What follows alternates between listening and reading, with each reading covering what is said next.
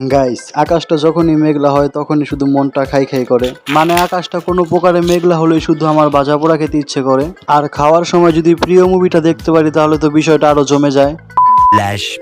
Hey guys, কি অবস্থা সবার? কেমন যাচ্ছে আপনাদের বৃষ্টিময় দিনকাল? আমার তো বেশ ভালোই কাটছে সময়, কারণ যখনই আকাশ মেঘলা হয়ে যায় তখনই আমার কিছু না কিছু খেতে ইচ্ছে করে। কিছু না কিছু বলতে শুধু আমার ভাজা পোড়াই খেতে ইচ্ছে করে। কেন জানি না, আকাশ মেঘলা হওয়ার সাথে সাথে আমার মুখের রুচিগুলো অনেক বেড়ে যায়। আর ওই সময় কিছু হালকা পাতলা ভাজা পোড়া খেতে পারলে খুবই ভালো লাগে। তো আজকের দিনটা ভালোই মেঘলা মেঘলা ছিল, আর বিকালের দিকে তো ভালোই বৃষ্টি হয়েছে। আর আকাশ মেঘলা দেখে আমার পেটুক মনটা মাকে বলে উঠলো যে মা, কিছু একটা ভাজা পোড়া বানাও। তো আমাদের ঘরে আগে থাকতে কিছু চিপস ছিল, সেগুলো মা ভেজে দিল। আর এই চিপস ভাজাগুলো আমার আগে থেকে অনেক পছন্দ।